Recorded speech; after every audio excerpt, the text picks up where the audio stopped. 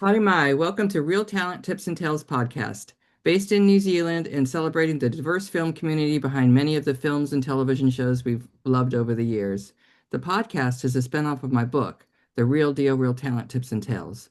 Both aim to inform students and anyone interested in joining the screen industry by sharing career journeys, practical advice, behind the scenes stories, and lessons learned from people working across film and television. Today, we're speaking with the talented young New Zealand writer and director James Fink-Jensen, whose passion for filmmaking has already led to impressive achievements. Kia ora, James. Thank you for joining us. It's a pleasure to catch up with you. I'm excited to hear about your filmmaking journey and everything you've been working on over the past couple years. Kia ora, Therese. Yeah, thanks so much for your time this morning. I'm really glad to be chatting with you. Yeah, I love trying to share as many film tips as I can with, the next crop of filmmakers out there. There's so much to learn, and you kind of don't know till you get on set. There's so many things you think you know, and then you actually get on, and it's a whole different story. Yeah, But I've I been totally lucky to agree. work with some, amazing cast and crew recently over shorts and a feature. So there's all sorts of little learnings you can take away and you can bring those onto your next project. So That's yeah, great. Well, it's great that yeah, you're sharing. I mean, that's what this podcast is all about. So, before we dive into some of the questions I've written down for you, I'd like to give a quick overview of your career for the listeners. James has established a distinctive voice on the international festival circuit. His short film, The Balloon, received nominations at the Brisbane International Film Festival and Catchlight Film Festival in 2024, while Strangers earned him an Emerging New Zealand Filmmaking Talent Award at Vision Fest Film Festival in 2023. Vision Fest Film Festival. Say that really, like 20 times yeah, fast. Smokey marks his debut feature as a director-writer and was shortlisted for Best First Feature at Young Directors Award in Cannes in 2026. That's pretty cool. And James, you're only like 28 years old, right? yeah. 28. I, That I always had this idea of trying to do a feature before I was around 30. So by the time it comes out next year, I'd be around 29. So you hit your mark. You hit your yeah, mark. and it is hard to work to goals like that. But I think I started filmmaking really young, when I was like 8 or 10. So I always wanted to try and do a feature as soon as I could, but sometimes you don't have the right story or the right cast or the right crew, or for me, it was the right Yeah. short film experience as a director or writer to really feel like, okay, now I'm ready to do a feature. So yeah, so I was super impressed to learn that you've already contributed at your age to more than 49 short films, many of which you've written, directed, and produced yourself. Am I right? In Yeah. my book, The Real Deal, I mentioned that many well-known directors began their career making short films. For example, Taika and Jane Campion both gained early recognition through award-winning shorts. So I'd love to hear more about your journey and when did you first get interested in filmmaking? And did you attend film school? Because that's a big question for people, whether or not they should do that. Or did you get into it another way? Yeah, I think, like many people, it's kind of when you first pick up a camera for the first time. So back in the day, I picked up, I think it was one of my dad's old camcorders, and just started making stuff with my brothers and my friends, and then made those for YouTube.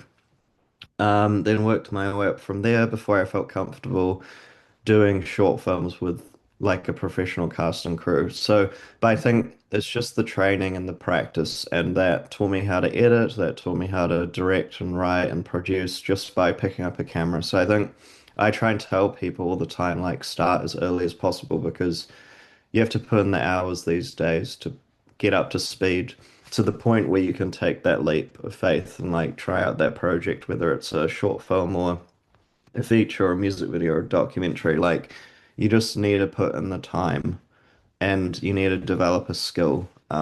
So it's all good writing the script and getting it out there, but I think it's good to have that practical knowledge of how to use tools like, a camera or how to edit, just basic editing, and you can do that anyway these days as you like. So Mhm. there's all sorts of little skills I think it's good to learn before you feel confident to maybe direct or produce because you're really at the top level there and you're inspiring other people and you're leading other people. So you really need to know your stuff before you get to that point, I think. Right, right. So what is about short films that appeals to you? Yes, short films are a great way to tell a story efficiently and tell a good story that captures someone's attention in, 3 to 15 minutes or so. Short films can be longer than that or shorter, but I think Mhm. there's a sweet spot there where you can make a good story in, I don't know, two to 3 days on location. And I always think of the number of days needed to shoot out something. So if I think, well, with short films, for Strangers in the Balloon, we did those in 2 days each. So I was Wow, working full incredible. time. So yeah, we'd do it in the weekend. So I think kind of taking that approach of, well, like what's our budget? How many shoot days do we have? And thinking, well, what story can we tell in those 2 days? Mhm. That's my approach, and I think, yeah, you can get some truly amazing performances, work with some amazing crew. You can give it back to them for their show or to land them a new, role on a feature or another short. So I think Mhm. part of it's giving back and bringing up other filmmaking talent with yourself and elevating everyone. So I think short films are a great way to do that because it's so like as long as you edit it quickly, like Mhm. you can get it out in, I don't know, half a year or so, and everyone can be Mhm. proud of it and everyone can take it, and learn from there and take it to someone else and say like, hey, look, I worked on this really cool short film. I'd love an opportunity to step up from here. Mhm. It's Yeah. also a really good opportunity to get recognized because I know that you've gotten quite a few awards. Do you have any advice for young filmmakers out there that want to enter their shorts into some of the festivals? Because you've had to link into some of that. How do you go about that? Yeah, there's so many festivals out there. I've done programming before for a few, so I'm currently on the Show Me Shorts team, again, going through all those shorts for this year. So there's a wide range of festivals out there you can submit to. I'd always submit to like the local ones or the ones in, if you're New Zealander, maybe in Australia, and then building up from there. Mhm. And at the same time, there's so many good short film festivals. There's probably a handful that might make a difference to your career and get you onto the next project. So anything that's, I think it's Academy Award nominated. So if you win those festivals, you're in the shortlist for the Academy to review. Mm. Any at that caliber really make a difference to your career.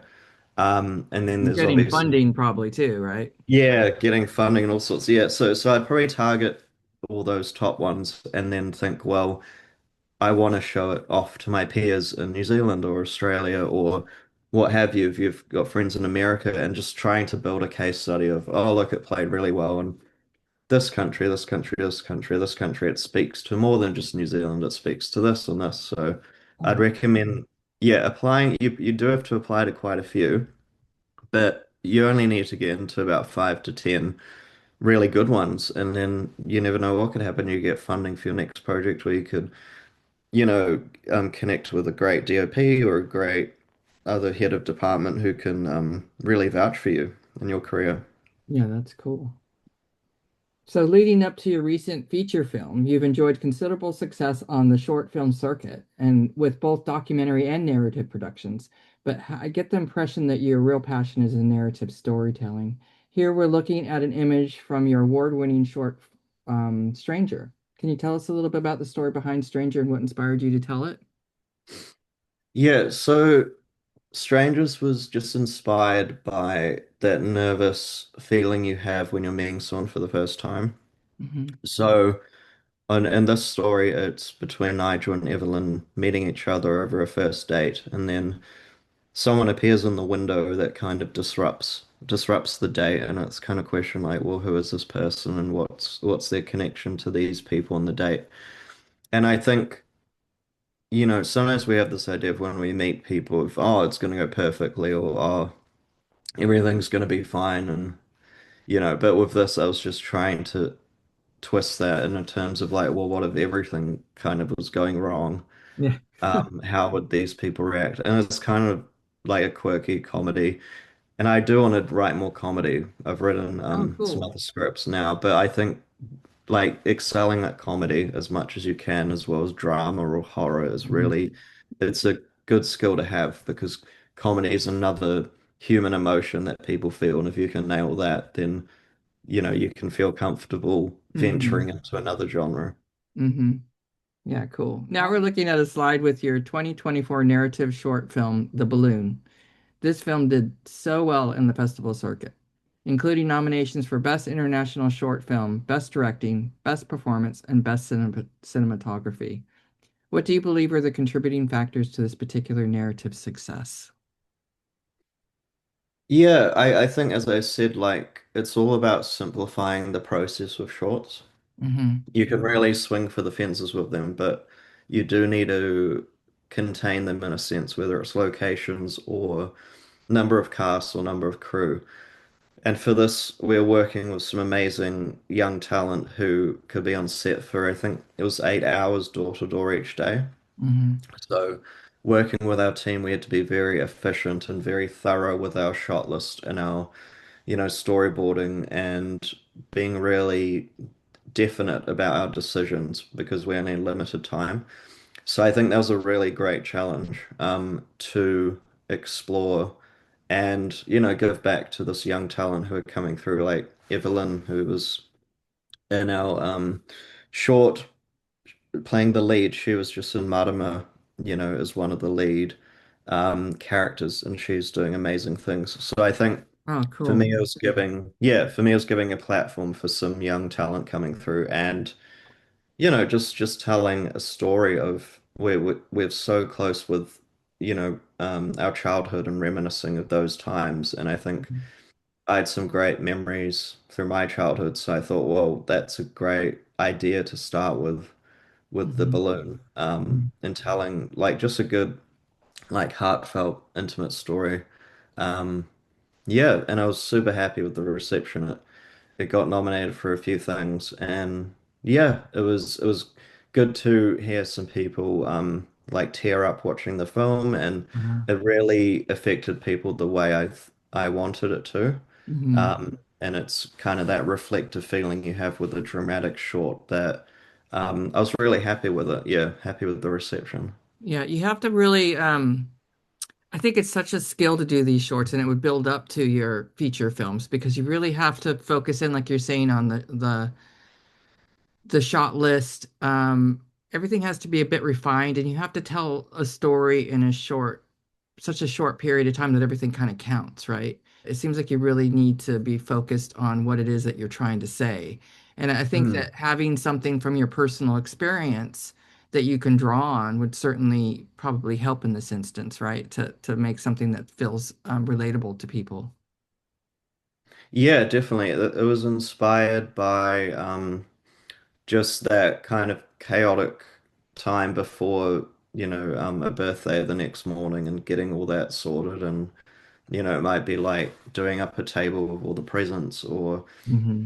putting all that together. And I thought, well, what if we flipped it around and the parent, in this case, the mother fell asleep at the doing all that preparation and then what happens there? So Yeah. I think I like having those ideas that are familiar to people, but then like twisting them around, thinking like, well, what if something went wrong and Mhm. reinventing it in a way, and then, well, what's the ripple effect of that? And can that tie to our memories of our childhood? So that was Mhm. kind of like the seed of that idea and where that started. Yeah, but it's also interesting because a lot of, kids' films might be real happy and real full of energy and joy, whereas this was a mix of both. It Uh-huh. kind of speaks to parents and kids. Yeah, yeah, And it is a bit sad for the kids at first, but it also shows that there's hope towards the end of the film. If you yeah. watch it, that everything will be okay. So that was my intention with that film. Oh, that's cool. So I often find that people that work in the film industry can trace their journey back to something that sparked their imagination at a very young age. Um, those who are passionate about directing narratives in particular often seem to have been storytellers long before they've stepped onto the film set. Peter Jackson and Steven Spielberg, for example, were both making homemade films at a very young age. Before our interview, I asked you if you had any photos from your childhood that might capture the beginnings of that creative spark. And you shared a couple pictures, and this one in particular is so cute with you at the circus. Can you tell us what's going Yeah. on here? Yeah, I was my parents took me to some circuses as a kid, and I thought that idea always resonated with me. So that was what inspired me with the feature Smokey. Hmm. So it's about a famous clown who goes missing and what's happened to him. Um, so that idea was always there for me throughout my childhood or my years growing up. And I think it's those ideas you want to stick with and develop more because there's some Yeah. sort of connection to you Uh, as a filmmaker or as a creator. So that idea always stuck with me. And those other photos, a lot of the time it was me doing like camera operating work. So I've gone through the ranks of camera op and editing, and I've done sound work before. And I always tell people like, you want to try and learn what each department does and really put in the hours to develop all the tools in your filmmaking toolkit before you want to try directing, because then you can empathize with that department of, oh, we need more time for this, or we need to record these lines, or we need to get yeah, another good shot of point. this, Uh-huh. or like the makeup's not perfect here. So I think from all those photos, it's just me working on my craft. And it might not be film related. Like in this case, there was lots of sports events. But I Okay, think cool. that, yeah, but I think that meant it taught me how to be a better editor and it taught Uh-huh. me what you need to get the shot. And it's just also perfecting that like eye you have for creating. Hmm. So for me, all that shooting, all that editing meant I had a good eye when it came to directing or photography or what have you. So I think my advice there is just to put in the hours and really pick up a camera or, shoot something on your phone and edit that in the same day and just learn the tools you need to make stuff. Yeah, that's great advice. And I love the fact that you would do sports events. Like people can start by doing things like that, whether it's a dance recital or it's a concert at their school or a Mm. theater production, that they can start filming that and get, like you're saying, getting experience just through doing it, having the inspiration to move on. Yeah, yeah.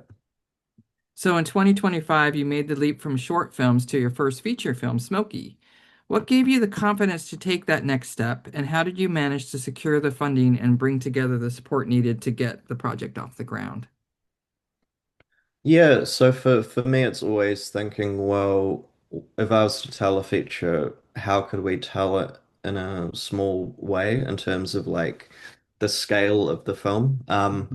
So we had 15 days to shoot. Hmm. We didn't Not very have long for a feature, is it? no Mm. no, we didn't have pickups or anything, but that was enough days because our script was pretty short. It was only 65 pages. But I think I directed it in a way where we just took our time with it and we weren't rushing it too much. I think if it was an action film or something, the script would have to be longer. Hmm. But even from a script stage, I was still making sure we had only the essential elements to tell the story, Hmm. and that meant when I was on set as the director, everything would be done for a reason, and every decision would be intentional. Hmm. So, but I also took that risk because I was the editor on it. I was the writer, I was, yeah, director, one of the producers, I was the casting director. So I think yeah, I probably wouldn't have done it if I was only the director or only the writer because there's so many hidden costs that add up. Like, Hmm. sure, getting another editor on board's great, but that's a whole nother cost that you're not prepared for. Hmm. So yeah, but we worked with a close-knit cast and crew, so we only had like three cast on each day roughly. There were some days where we had more than that. But when sat down with our first AD, Cat, we just really went through the schedule with a fine-tooth comb and thought, do we definitely need this person here? Can we shoot this cast member out in this number of days? Hmm. Factor that into the schedule. Then each location, can we? minimize the whole film to 5 locations? Can we dress up a location as 2 to 3 different sets in the story, and then kind of shoot out one location there, move on to the next one, move on to the next one. And then our approach was 5 days on, 2 days off. So we were just treating it like a full-time job. Like, Mhm. 8 a.m. till 6 p.m. was kind of the hours we were working with. Mhm. So I wasn't trying to push the crew or anything. I was trying to just do it in a good time frame so it meant everyone could go home and rest and come back the next week Yeah. I'm like sure fully you didn't go recovered. home and rest. You would have been working Yeah. all weekend in between, right? Yeah. Yeah, Um, I was. Yeah. Yeah. yeah, for sure. Well, that's good. That's really good advice because I'm sure somebody that's looking at doing their first feature, or even their first short, might get intimidated with the whole financial side of things. Like, how am I going to pull this off? How am I going to get people involved? So it's really good to just realize that you just need to be, you really have to plan everything, don't you? So you're not wasting money when you do get the money. But how do you generate money in the first place? Or how do you bring in these crew people in the first place? Yeah, for us, it was a lot of our crew's first feature. So everyone just Mhm. really wanted to get some runs on the board and say they've done a feature and really Mhm. take that experience and go from there and bring it to a, producer and say like, well, hey, I've just done this feature in 15 days. Like it's just a good platform for them to like work on their skills. How did you draw these people in? Yeah, my tendency usually is just to hire the right HODs and then they bring in their team. Okay. Like in the past, I mean, with our casting, I went through all the agents and I did a wide casting call. So Hmm. we had like a good 400 people audition, which Hmm. was a bit overwhelming at first, but it shows how much great talent there is in New Zealand. So Hmm. that was great. And then I think with crew, it wasn't that big a call. I think maybe it was just the odd crew job here and there. Hmm. And heaps of people came back just wanting to do their first feature. And because it's all independent, like I couldn't pay them like Blue Book rates. But I feel like, well, if you can say you've done a feature in 15 days and it can look good and sound good and you've had a good time doing it, then, It's a you know, win-win. Everyone gets it's their a win-win. experience, Yeah. and like you're saying, it's part of their reel, isn't it? Yeah, and we were shooting in January, right at the start of January, so not many people were working. I was working over Christmas just to get everything in order. So by that point, no one had anything on. We could get, a camera from Panavision, for a bit less than we usually can because it wasn't being used. So Mhm. it also depends when you shoot it. Like there is a tendency now to shoot more in maybe December or January or during a quiet period when that crew, like a good crew might be available, a good cast might be available. Everyone has a bit more time just to focus on one project. Hmm. So I think we were kind of smart with our timing of when we did the film. Oh, interesting. That's another aspect that's good to think about. So here we have your some images from your film Smokey. Without giving away any spoilers, can you tell us a little bit about the premise of Smokey? And can you talk a bit more about your inspiration for bringing this story to life? Yeah, so Smokey is about this famous clown called Smokey who goes missing. Just one day he vanishes, and then it's a contained story about what's happened to him, and it's kind of a drama between the friends and family, and then Uh-huh. you kind of it's a question of, well, what happened to this person? So our genre is mystery thriller, so it's very much a heightened mystery thriller with um, kind of that question you have, you might think you know someone, but then suddenly they're on a different page to you, or suddenly you question their motives. So I think in this film, it's kind of inspired by that Uh-huh. ethos. Oh, wow. Um, and because New Zealand's also such a small place, everyone kind of knows each other. So if this, again, like other stories, I kind of turn on its head and think, well, what if you can't trust this person in your life? So Hmm. everyone in the film kind of questions each other. Um, yeah, and that was kind of the premise there. But again, it was, 5 days on, 2 days off. We had 15 days to shoot. So I was thinking like, well, what's a story we can tell with an interesting hook that will get people watching it and will Uh-huh. make people keep watching the film because there's that sense of intrigue and mystery. Hmm. So that was our starting point with it. Yeah, cool. Well, it's done pretty well so far, from what I understand. I look forward to seeing it. Yeah. Yeah, it was I just came back from France in Cannes where it was nominated for a Young Director Award. So this Mm. year at that show, it was the first time that had a first feature category. So Wow. I was really excited when it was shortlisted. We're one of seven uh, teams across the world where it was shortlisted for first feature. So that was pretty incredible. It Yeah, was the that's first time a film's been phenomenal. recognized as well. Kapai, So congratulations. Well done you. yeah, I think you're on the right track here. So yeah. you've also shared some really great pictures that we're looking at right now. I love that you've done this. The team behind Smokey. Can you tell us a little bit behind what's going on here?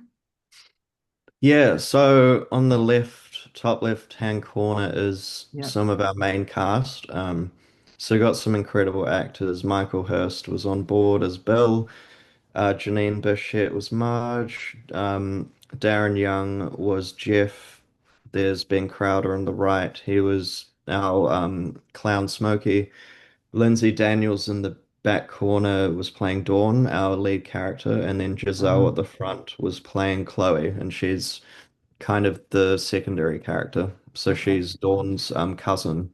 Oh, So cool. everyone in that photo and the film's kind of related. So Dawn's the daughter of Jeff, and then Marge is the mum of Giselle and the wife to Smokey, who's played by Ben. And Okay. then Michael Hurst was playing Bill, who's like kind of the funny neighbor in the film. Hmm. I'll say I'll say as much as that. And then everyone else in the photos is our amazing crew. So as you can see on the right hand side, there's me at the monitor directing, and then that's kind of how small our crew was. So we had like an HOD and then one or two people in each department. So it Hmm. was, as I said, very contained in size. Everything's done intentionally in a small footprint. But it meant like, yeah, we could have some nice gear. So there's the our Alexa Mini on the slider there. So we had all sorts of favors as well. We got to cash in for this film. And it meant we could focus on the story more and focus just on getting the performances nailed. And yeah, it meant we had a few more takes in the bag. Like sometimes you only get two or three. We had some scenes we only had two or three shots, so it meant we could do like seven or eight takes. And then some other scenes we were really quick, so we could only afford like two takes. But it's Uh-huh. because of our amazing cast. Like they basically nailed it every single time. Oh, that's And so I think awesome. casting is extremely important. If you get the right cast, you're good as a director. It means it takes the pressure off you, Hmm. and they kind of know their characters back to front, and you don't need to direct as much as you think you need to. So.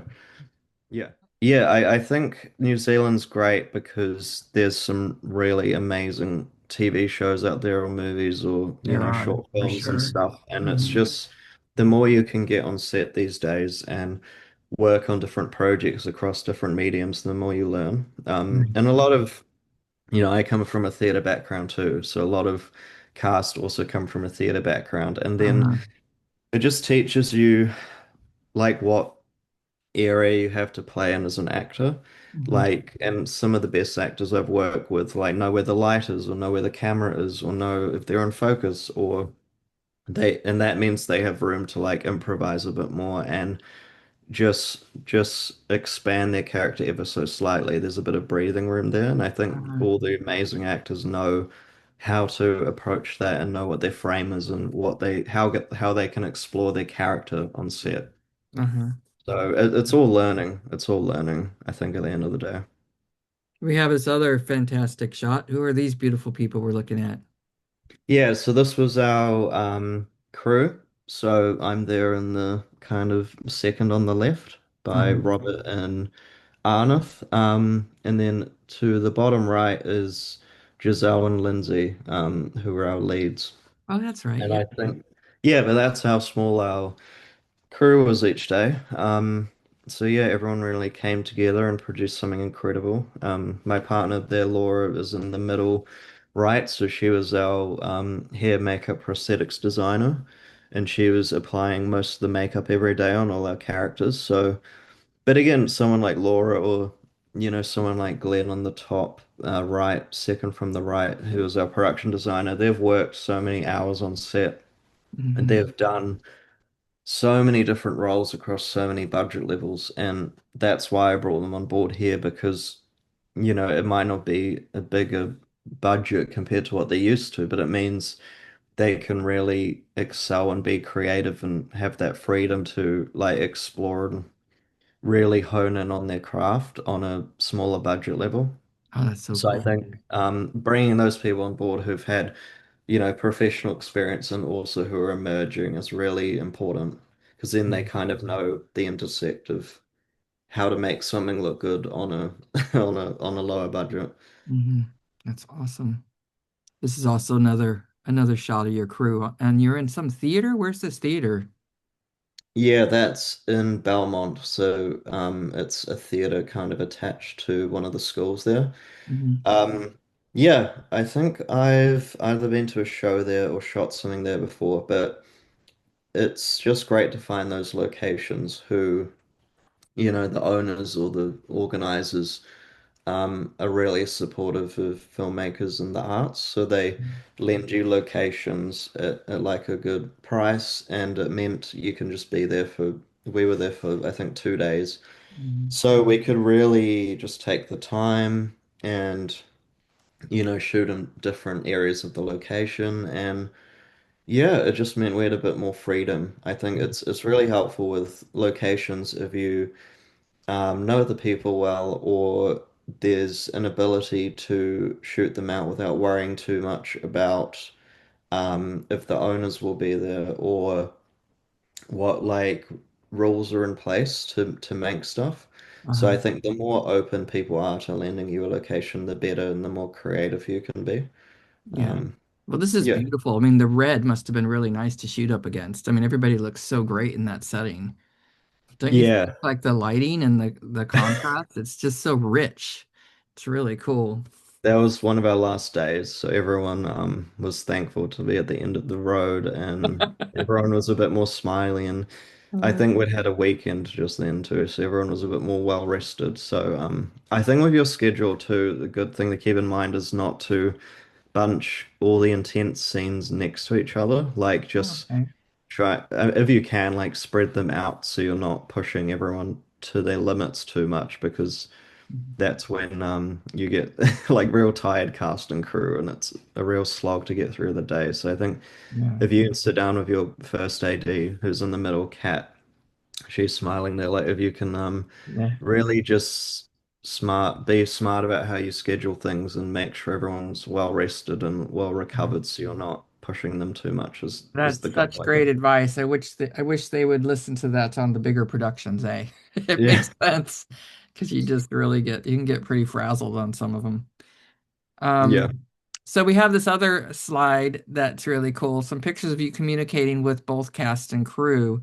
So as a director, communication is one of the most important skills, I think. What is it that you found is the biggest challenges when communicating your vision to cast and crew? And what tips can you offer to novice directors? I think when I direct, yeah, probably 80-90% of it's the pre-production and those meetings Uh-huh. you have with your cast and crew beforehand. So in the photo a few slides back, I met with our cast over a coffee and just asked them for over an hour, like, well, does anyone have any questions for me, like, Mhm. or your character? And then it was a chance for everyone to meet each other. So Okay. I think you take that approach with cast, you take it with crew, you do like a page turn of the script, which is like just sitting down with your HODs and just going through page by page of the script and then just asking, does anyone have any questions? Let's try and get through them now because I tell this to people all the time, but when you get to set, you have no time. There's never any time. So you want to make sure everything's planned out, whether it's a shot list or a storyboard or you Mhm. rehearse if you can with your actors. I think it's just all in the planning. And if you want to excel at the planning, you need to know your you need to know your constraints on set, and that only comes with experience. So that's why I'd encourage everyone to do short films and other forms of, Hmm. filmmaking because you learn about your constraints and what's possible and how you can tell a story the best way.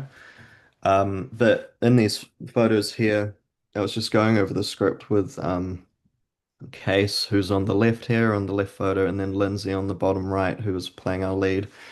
And just, well, I had time to just chat to them and just go over their character and go through the lines and go through their intentions and go through their motives for the scene. Hmm. And as a director, I think the actors only have one person there for them on set, and that's the director. Hmm. So I thought, well, what's the best use of my time to really encourage them and be there for them and answer any questions they had. So that's always my motives as a director, just to That's be there great because for it'd the make him actors. more confident moving into that role. Mm. Yeah. Yeah, and confidence builds good performance, and good performance, can lead to all sorts of like awards or can, help you audition for your next project. So Hmm. it's all just taking away and yeah, it's just you take away so much from these productions and Hmm. I learned so much through doing things like short films that I felt confident leading a crew of 15 people and Yep. yeah, I mean our cast Get was that. 15 to 17 people, so I had to speak to them in different ways and everyone's got their own language and you Hmm. just have to be there one on one with them and Hmm. really know what their character is. Hmm. Yeah. Cool. So I'm intrigued, and I'm certainly looking forward to being able to watch Smokey. Where and when can we look to do so in the future? Yeah, we've got a distributor and they'll try and pitch it out to streamers next year. So Mhm. it will be out in hopefully around April. So we're Uh-huh. hoping to do like a film festival run before then. So we're hoping Smokey travels overseas and goes to festivals all across the world, and then we will, yeah, it'll be available on streaming. I Hmm. might try and do like a limited run in theaters if I can, and because there's a lot of people who want to see it who are asking me all sorts of questions, and Hmm. um, I feel a bit guilty saying it's not out for another, 10 months, but also these processes take time because of things like festivals or like the right release window for your film because it's up against other films. So, Uh-huh. um, yeah, I think I'd rather take some more time with it and really make sure our film's fully like completed and fully ready to be watched first before that. Oh, that's cool. Well, I certainly understand about the taking time a lot longer than you think. It's like my book. I spent like 10 years on it, believe it Yeah. or not. But it was on and off. It's like it's a Yeah. lot of lining up timing and doing whatever, trying to get it out there. But Yeah. yeah, so I get that. Looking ahead, what are your aspirations as a filmmaker? Are there any particular stories you hope to tell, genres you want to explore, or projects you'd love to bring to life at this point? Yeah, I've got some other scripts I've written, feature scripts, and they're across different genres and they speak to different issues and different characters and themes. And I Hmm. think for me, what I haven't realized recently until now is I kind of make stuff that challenges me like emotionally. Um, so I think that's always at the kernel of the idea. Hmm. And also sometimes I make stuff that I'm scared of, if that makes sense. So, through our short films, it was always a question of like, well, what if something went wrong? What if it gave me anxiety or something? And that's where that starts for me as a writer. Hmm. Like, there's an idea and a story, and then what if everything is tipped on its head? So Hmm. I kind of take that approach with different genres. And I've written a horror thriller script, I've written a kind of like a rom-com script. I'm trying to write a sci-fi horror script. Wow. I want to do like a really well and intended drama that really pushes the envelope and raises the stakes there. Hmm. But drama, I think, as a feature director is really hard. You want to make sure you have really worked on your craft and have the right actors on board to bring it to life. And that's why a lot of directors don't try to do a good prestige drama till they're, a few decades into their career because it's so hard to get those true authentic performances without relying on genre conventions. Like if Mhm. everything's stripped out and it's only the characters in a room, Mhm. how can you really feel confident to take that step as a dramatic director? Mhm. Um, so that's why I feel like when I have the right idea, I'll write that script. But for now, I'm more interested in playing in the genre space because it's doing so well at the moment, Mhm. um, and really exploring the avenues there and how far you can push that. Yeah, it's interesting.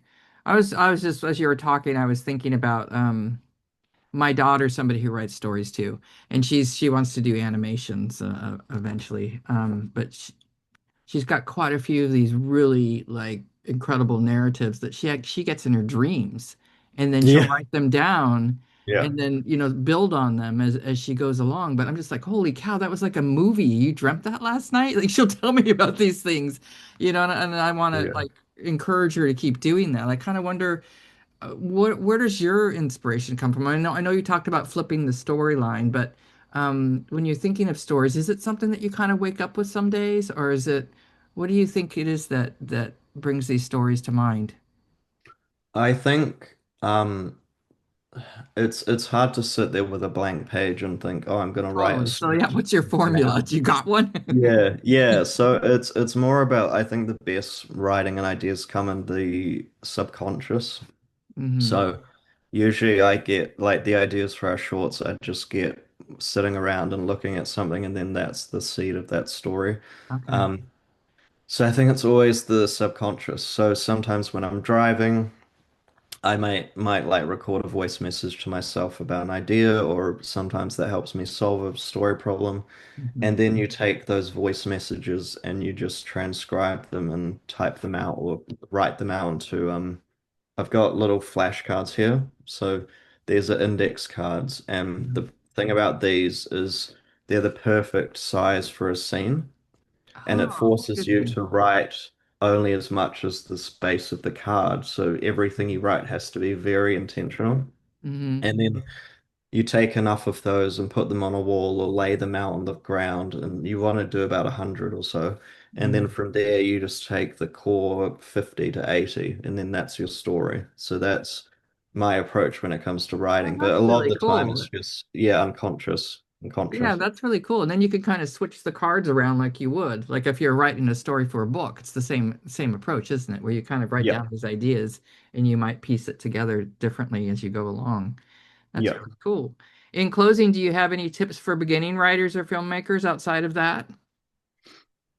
Yeah, there's always a saying like write what you know, and I think you need to write what you know, what you feel like you urgently need to tell as a writer, and then write with what you have and who you know. And, maybe you know a great actor that's your friend, just write something for them. Or maybe two good locations and then think, well, what's a story I can write for those two locations?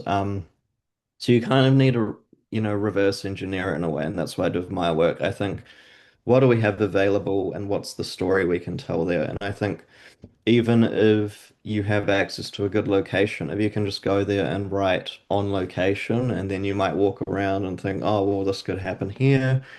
And then I know DOPs and stuff who record all their shots on an iPhone, and then you can just edit those iPhone clips together in a timeline. Oh yeah. So you can, as a writer, I think just try and utilize the visual aspect and try and visually make your film before you even get on set via an iPhone or something and work your way from there. Because then you think, well, what's possible here? Can we shoot through this door?